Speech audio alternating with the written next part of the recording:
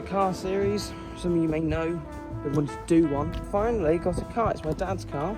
So I want to introduce you all to, well, mine and my dad's project car. There it is. The MG TF.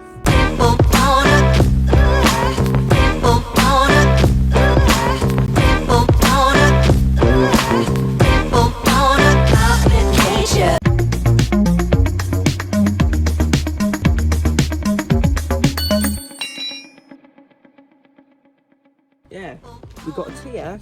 It comes in this, I think apparently it's called Ignition Blue. It's got very minimal rust. You can see some here. Headlights, got condensation. We've got a few age-related marks, like there are 2 tiny dings here. There's a tiny bit of lacquer. Back bumpers have been replaced quite poorly. Roof's in alright, Nick. Just need to give it a good scrub. Now, let's get in. Oh, the MG TF. Now, prepare to see the mileage of the mighty MG TF. Here we go. Oh, there we go. Here we go. 27,000 miles. Obviously, it does need a bit of work doing to it, like the door. We've got a replacement for that in the boot. Now, one thing I remember about these TFs, if you leave these in the boot, you're absolutely fucked, because there's no way to get it out. There it is, the door card. We're going to get some new door cards, because this one, it looks in the right neck, but on the back it's quite terrible. Well, we've got some rubbish, don't worry, this isn't us. We've got these 2 little clips thingies that we're going to fit in. And now the business end, 1.6, I think inline 4. This is the 1.6, not the 1.8, but it still is really, really nice. Now, we'll open the front, which is just here. You have to give it a proper tug. Ugh. There you go. The front of an MG2, the battery fuses tire. All the bits, obviously, that you should know of an MG. So I have it, the MG TF. As I was going around, I came to realise that I remembered that the door lock on the passenger side was removed. Off camera, me and my dad had taken it off and replaced it. Well, not really, because in the end they sent the wrong bit to my dad and they also sent a broken part, so we couldn't fix it for today. So then my dad went inside, ordered another new part, and then my dad thought, I'll go outside and have a look at the hood foam sealing strip, and when he checked it, we were in for a little bit of a surprise. These are all rusted to hell. They need replacing, so my dad's getting some new ones. These are basically just all fucked. And it's the same around this side as well. This one's even worse. So look, you can pick it off and all that. It's a bit terrible. So we've got to, my dad's gonna get some replacements for these. So that's one thing. I can't get in through that side because the lock's not there. So after all that very tiring talking, I went off to get a zesty drink.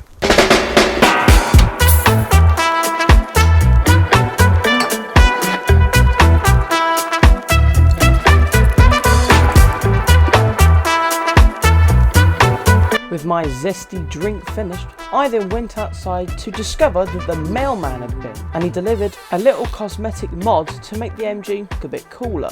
Right, so basically what's happened is my dad's ripped off the whole gear knob thingy, and then we've got to replace it with this brand new one. But what we're going to do is we're going to clean it first. I got some of the wrong stuff. My dad's gone back in to get some new stuff. He's also brought a new gear knob. And we're going to put that on as well. There's the old one and that's the new one. Put that down there, and that's meant to go on here like that. So now I've got to clean this bit with the Hoover, and then we will clean that thing with, I know, some bits and pieces on that. Right, and get it sorted.